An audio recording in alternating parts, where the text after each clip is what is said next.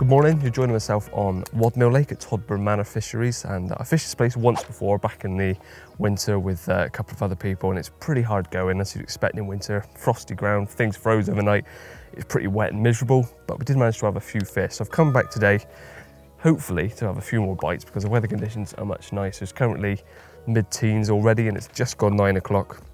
And the forecast is meant to be sort of overcast, a few showers maybe, but up to low 20s later on.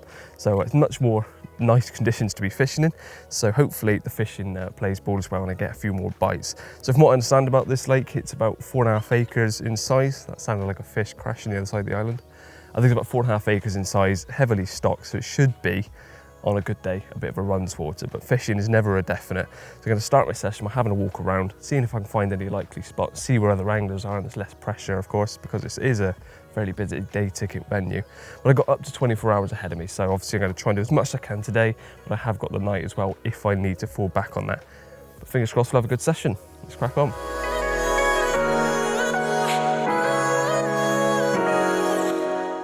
Well, I'm now at the very furthest point of the lake and already passed 5 or 6 anglers on one bank already, and from looking over I've seen 2 or 3 on the first bank right by the car park and another person on the far bank. I think there's only one on that bank, so definitely a lot quieter down this end. It's a lovely little corner of the lake.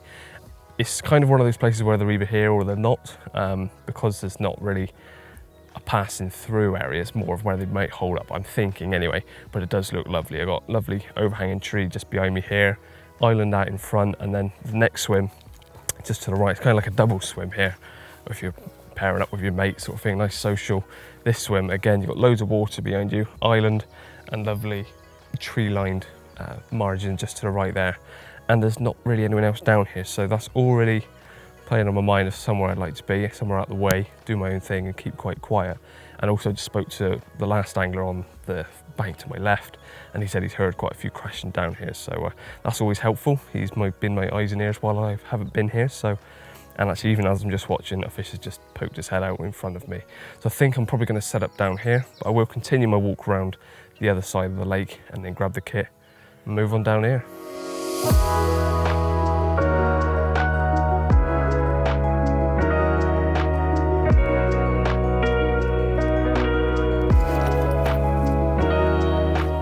I've now been here just over an hour actually, and finally in a swim that I've chosen. Now I did see those 2 over there. That's the last time I spoke about the area I like the look of. The only thing is you're a bit restricted on how much you can fish there. It looks very nice and I'm sure I'll get some fish down there, but I've come round to just the very last swim on the second long bank from the car park, and I can still access the nice tree line margin to my left, but then I've also got this side of the island and this side of the island, and then a bit of open water and another margin spot down here. So I feel like this is a bit more of a patrol route than being tucked in the corner. I can still see that corner and I can still see all the way down the lake that way. So if I see fish elsewhere and I want to move, I can do. But if I was down there, my view's restricted, I may not be on the fish, and I'm sure I'll still pick up a few, but that's just my thinking. This bank is actually completely free other than the first 3 swims by the car park. There's a few blokes having a social. Then you come down this bank, there's not a single person on this side, but I've still decided to go the very furthest point from the car park. But yeah, hour in, it's time to get some kit sorted and hopefully get some fish on the bank.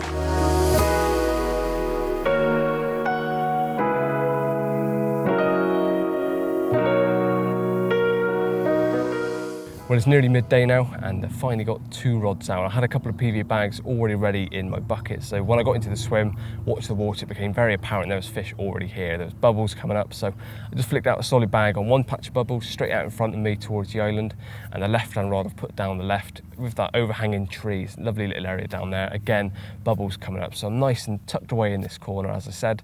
I just put 2 little parcels of bait out in hoping that passing fish would pick them up. And I haven't gone heavy on bait yet, and I won't for a while yet, because I want to see what the fish are doing, where they're coming from, and if they're down here in great numbers. I don't want to chuck loads of bait in and waste my time if I want to then move on elsewhere. And another reason not to put loads of bait out here is in case that I start to get penned in. There's already a few more anglers turning up, and it looks like a couple may actually be going pretty much right next to me, so I don't want to put a load of bait in somewhere that may not be able to fish throughout the whole session. There's another massive patch of bubbles just come up, but that's the plan of attack right now. I've just knocked up the 3rd rod ready to go out.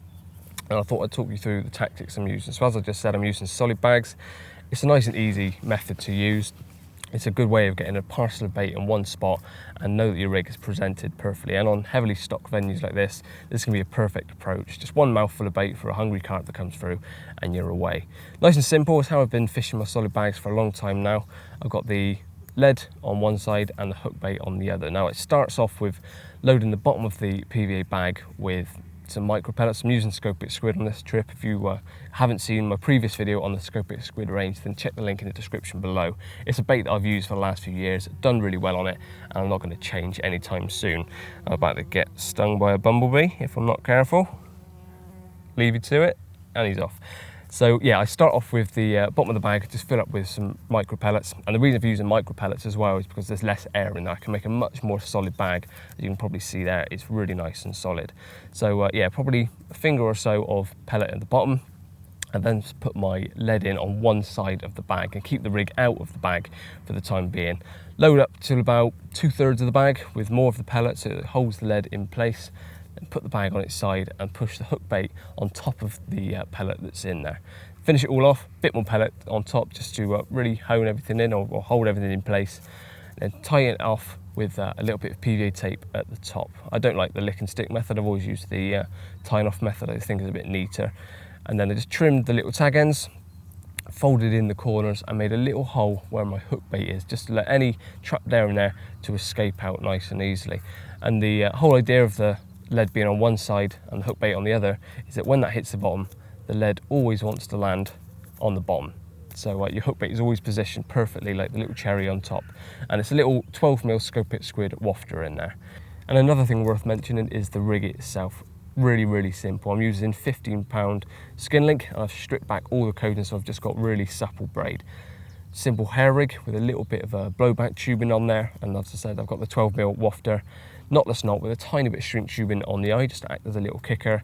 Straight through, it's probably only about 4 or 5 inches, probably 4 inches in size, nice and small, so it tucks inside this bag.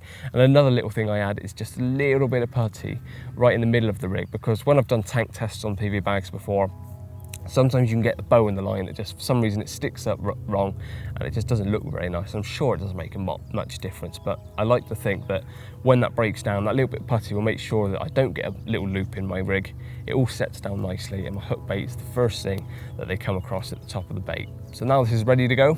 I'm going to ping this one out, keep watching the water, and if I start to see fish showing in certain areas, I might start introducing some more bait. But for now, let's get this in the water.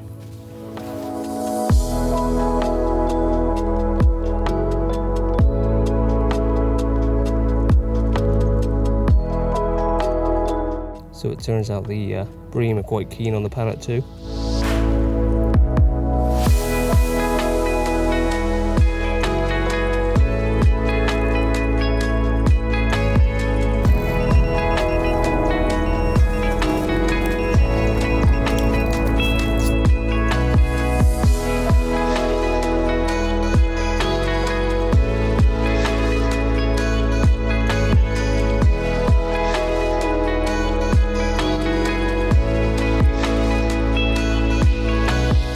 So far, this session has proven more difficult than it was back in the winter. The carp haven't shown up yet, and unfortunately, I've had 2 bites, but they were both from little skimmers or bream, or whatever you want to call them. Not what I'm here for, and it wasn't ideal because they both came within 2 minutes of each other, leaving me with just 1 rod in the water. When I've recast the right-hand rod, which went off within minutes of it going out, same again. I think there's just shoulder bream and small fish smashing the little pellets up to the PVA bag, and then probably not leaving me with much presentation or bait around my hook bait. So what I'm going to do is knock up a bit of bait and try and build the spots a bit more and not just get smashed by the little fish, and before I know it there's nothing there to attract anything into the swim. So I'm hoping that by putting a bit more of a mixture out there, it'll get them grubbing around. Talk with the bream, there's another little liner on that right rod. It'll get them grubbing around and hopefully there'll be something left in there for when the carp come across it, and that's the plan of attack anyway. And I'm going to go for 3 different spots. Sticking with the left rod in the left margin, but bringing it slightly closer. So I'm just going to sort of underarm flick that rod out just a bit, and the same with the right hand rod, just in the margin to the right. They're great spots on day tickets especially. All lakes will provide fish from margins, but day tickets especially seem to be a really good spot. A lot of people chuck their bait in at the end of a session in the margins. It's a good patrol route as well, and with places that are stocked as well as these, it's just a great spot to ambush fish that mooch around the margins, and I'll keep as quiet as possible tonight. And the last rod is going to go across to the island. I'm probably going to put a row of bait along the island to get them patrolling up and down rather than honed on one spot.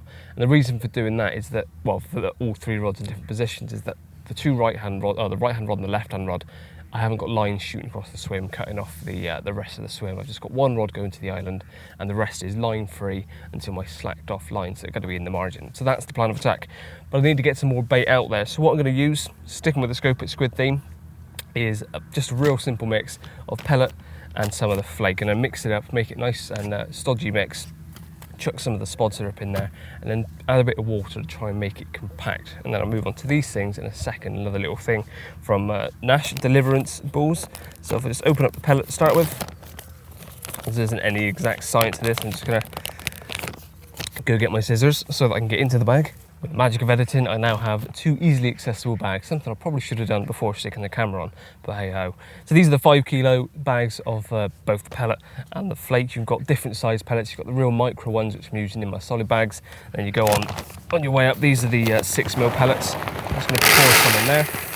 I'm not going to knock up loads because I don't want to make it all and then let it sit. I'm just going to make up a mix as I go. So that's just the 6mm and then the flake. I love using the flake, especially in margins and things. I'm just going with a 50-50 mix for now, see how that looks, because it's so many different particles in there and little bits of crumb, bigger bits of oily. Actually, I'm going to need a lot more flake than that, I think, because that's what's going to be binding this whole mix. Pour a bit more in there. And yeah, it's just so many different bits of attraction. It smells great, and you've got the crumb that's going to linger around for ages, and you've got the bigger bits which they can feed on. And the pellets, obviously, there's not a carp that swims that doesn't like pellet. You can add things to this mix, I'm sure, but the whole idea of this, is that it's going to be like a ground bait mix, something that you want to ball up and make nice and stick together. It's going to need a bit more flake. I think I overdid it with the pellet to start with. I'm probably going to go 2/3 flake, 1/3 pellet in the end. Let's mix that in nicely. Now the flake already has a slight tackiness to it. If you really squeeze it together, you can kind of make it ball, but it just crumbles a bit much. So that's not the ideal consistency for what we want to do with making these balls. Just add a bit more attraction. I'm going to tip in some of the spod syrup. You could just go straight water, but I love the smell of this stuff. And if you can chuck it in, why not? Trying to get my hands messy.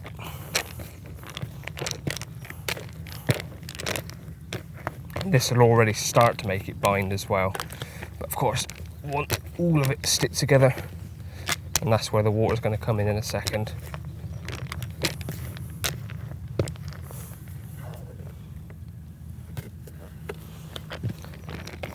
Oh, smells so good. So I've been mixing it for a good few minutes now, make sure that all that syrup has started to disappear, and already you can see I'm starting to be able to ball them up like so. But I just needed to get ever so slightly more sticky, so I'm going to add a bit more water to the mix. So I've just got some lake water here. Mix that all in.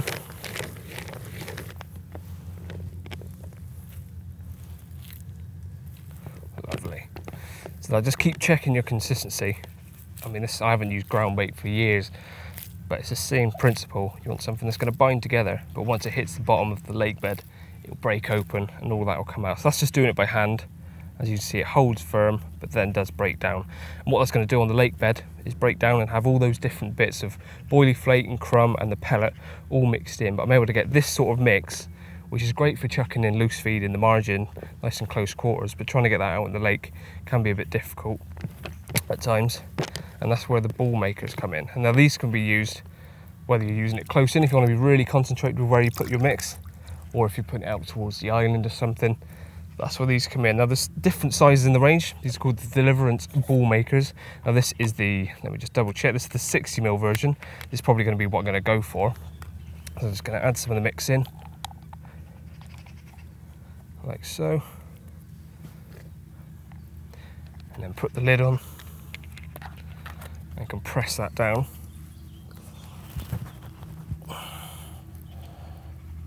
Lovely, and then pop it out that side and pop out this side.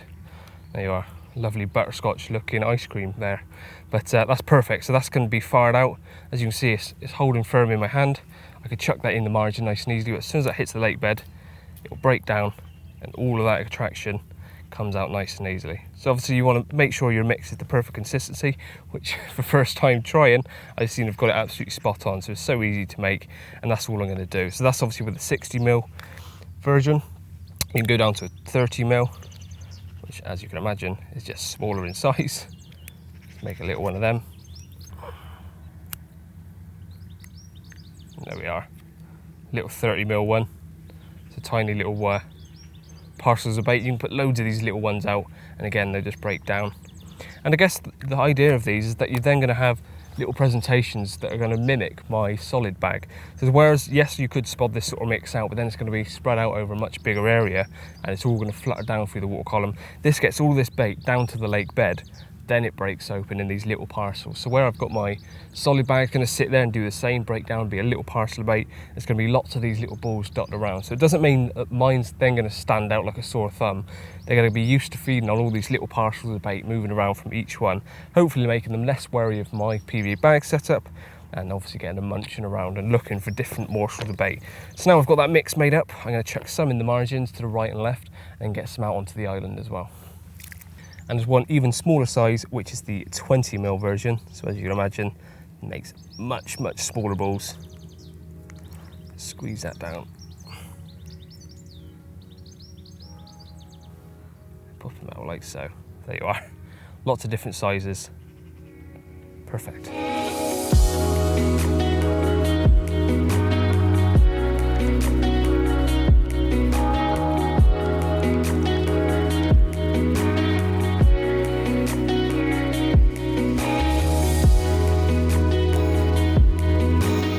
Both margin spots are now baited up, nice and easy to do, because once I've made these balls, because they're so close in, I can just chuck these in by hand nice and accurately. But my last spot is out on the island. Now I could, at this range, probably just about chuck them, but it's not going to be as accurate, and I'm probably going to end up damaging my elbow or something. If you've ever spent a day chucking out dog biscuits or boilies by hand because you didn't use your catapult, you know what I mean, kind of like tennis elbow feeling. So trying to get something of this shape and the whole idea of these balls out there, I need to use something that's going to help me get it out there, and that's where Nash brought out the ball blaster.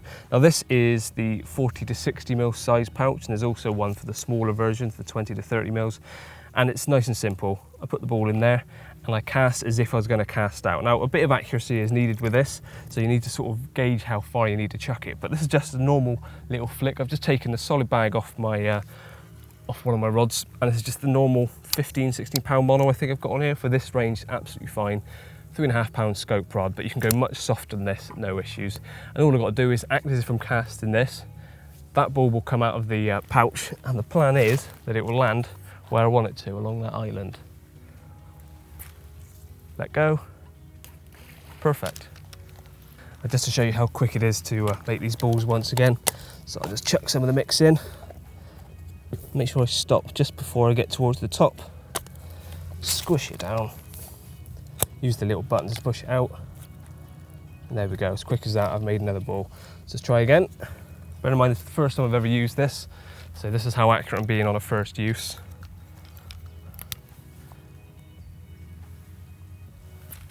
That looks better. Perfect. Now, of course, if I was fishing at greater range, I can feel I can give that a much further whack. That's not even putting any effort into those casts, and I'm making it hit that spot with ease. So I'm sure if you had a 12-foot rod or something, that even this rod, to be fair, will cast a lot further. You can see how quick that is, making up the balls.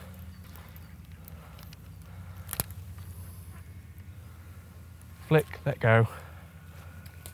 Perfect. they're all landing pretty much spot on. When I was casting out earlier on, putting the solid bags out, I found that 𝘃𝗶𝗀𝗲cie Island is actually really shallow, but you come off a few foot and it drops right down quite quickly. So where that's landing, it's pretty much perfect, to be honest. So it's going to put probably 10 or 15 of these out along the island, and then put my bag back out. Perfect. As I said, this isn't a dedicated spod rod or anything. It's one of my fishing rods. I've just cut the bag off and started using this. Absolutely no issue. So you don't need to bring an extra spod rod to get the bait out. Yes, you may not have a rod in the water at the point of doing this, but to be honest, in this weather, baking hot sun, the fish are sort of mooching around on the surface as it is. So this is the perfect time to be baiting up. It's quicker as well, because I'm not having to retrieve a spod from all the way out there. It's letting the bait go really close in, and I'm not having to retrieve a spod from a big distance.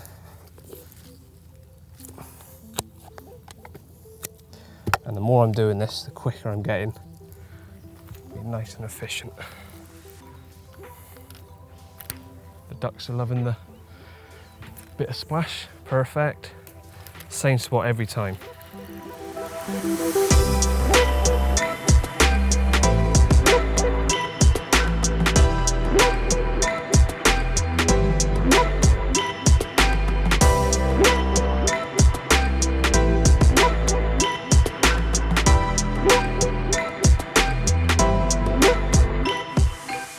It's been a good 2, maybe even 3 hours since I baited up earlier. I brought the rods in, got all the rigs ready to go back out, and then just left it. So I've put quite a bit of bait out there now, and just wanted to get the fish coming in, feeding confidently with no lines in the water. Popped to the shop, got a nice iced coffee as well, and a few bits and bobs for tonight. But I'm now back, and it's just gone, well, 5:30, so it's time to get the rods back out. Extremely slow session, if I'm honest. I wasn't expecting it to be as difficult as it is, but walking around talking with other anglers, it seems to be the same story all around the lake. 1 fish here, 2 fish there. So there are a few fish coming out, but not the amount you should expect for the stock of this water. Having said that, the sun is just starting to dip behind some clouds. Some pretty ominous clouds actually have been coming over. It's not meant to be any rain, but it's a nice respite from the really hot conditions we've been enduring today. Been really muggy. So yeah, now it's starting to cool down. Rod's going to go out for the evening. I've got a few bags knocked up in a bucket as well, just in case it does kick off. So I'm prepped and ready, feeling confident because all the spots have got bait on that have not been touched for a good few hours. Time to get some rods in the water.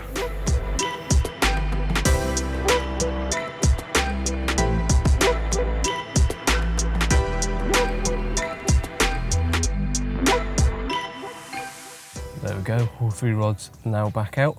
As I said, I've got 3 bags ready to go. If I get a bite, I want to whip it back out quickly. There's not a lot else I can do now. I've baited, I've prepped, rods are out. Just enjoy the coolness that's blowing into this swim now, and hopefully one of them rips off before dark.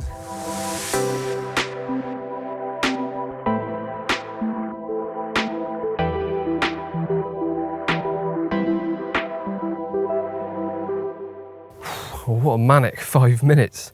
So I just sat down chilling and had a bit of food. The swim was absolutely devoid of any action. So I just sprinkled a bit more bait in the margins just in case there's anything in the area. A bit of noise, a bit of activity might spur something on. So just a handful of pellet on each spot.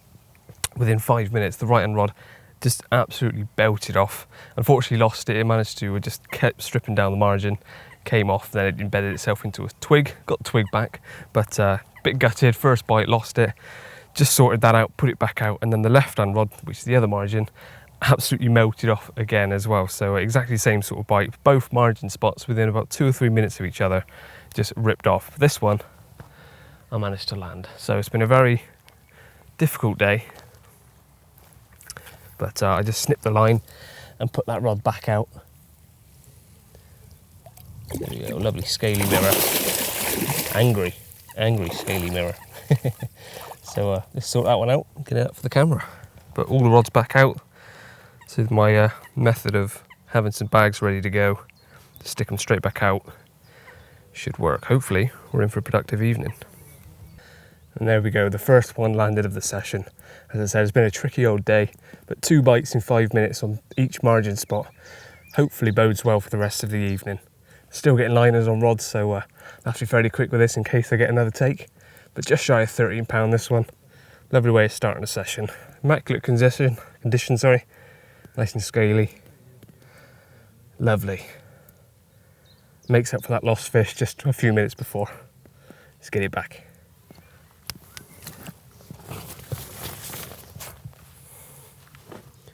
Right, that's 3 fresh bags ready to go in case I get another bite. And I've now put a peg on each margin spot on the reel because both of those takes were so violent to pull them off the rests. So I don't want that happening again. Feeling good now, had a bite, had 2 bites, landed 1. I feel like more is going to happen this evening now. The cloud is clear as you can see and it's roasting hot back in here, and it's, I don't even know what time it is, 8:20. And it's easily low 20s again. But always better when you've got drying slime on your legs from a fish. Happy days.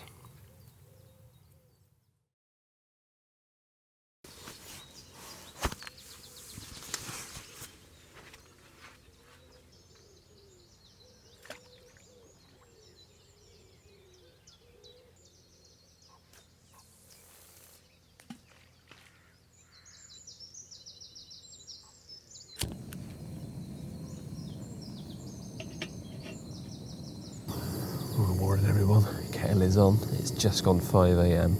I've just stuck the rods back out and I brought them in about 1 AM because I was just getting absolutely plagued by bream. I was up and down like a yo-yo, my head was thumping, my back was gone. I just thought, sod it, bringing them in, getting a few hours kip, and it seemed like my neighbours pulled an all-nighter, non-stop all night.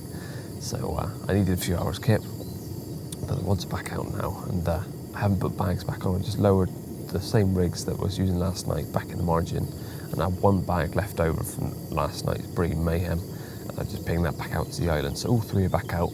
I've got to be off in a couple of hours, so hopefully we get something this morning.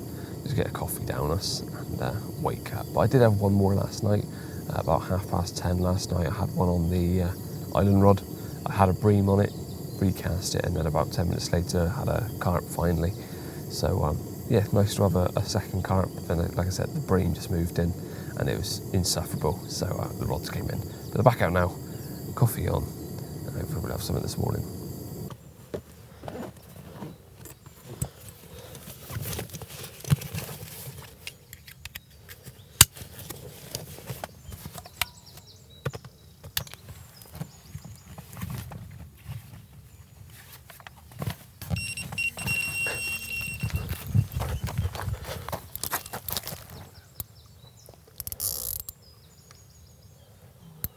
Well, the rods have been out for a good hour or so actually now. The mist is lifting.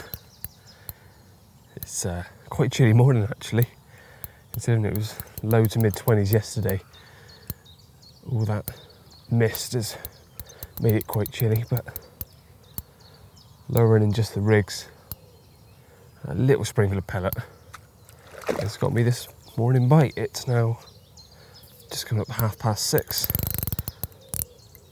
And if this one goes in, that'll mean my slow pack down will be much happier. Hey. That just about rounds off the session, I think. There we go. Been up just over an hour, had my coffee. This carp clearly had his because he ripped away once again in the margin spot. And it puts a smile on my face. So 3 fish, lost 1, plagued by bream last night. Didn't leave the rods in all night because I knew that putting them up this morning would be good for a morning bite, and it has been. Enjoyable little session, much tougher than I expected, but doing something a little bit different than others may have been what's got me the bites. I mean, the way I've been approaching with the bait, the little parcels of bait, and the ball makers and stuff. Something a little bit different. Pressured day ticket waters like this, where I've not seen much happening, I've still managed 3 bites and lost 1 as well.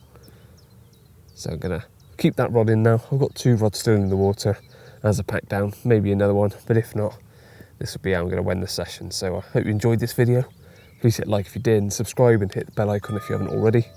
And remember to follow us on all social media platforms coming up on your screen for regular updates on all. Nice one. It's getting back.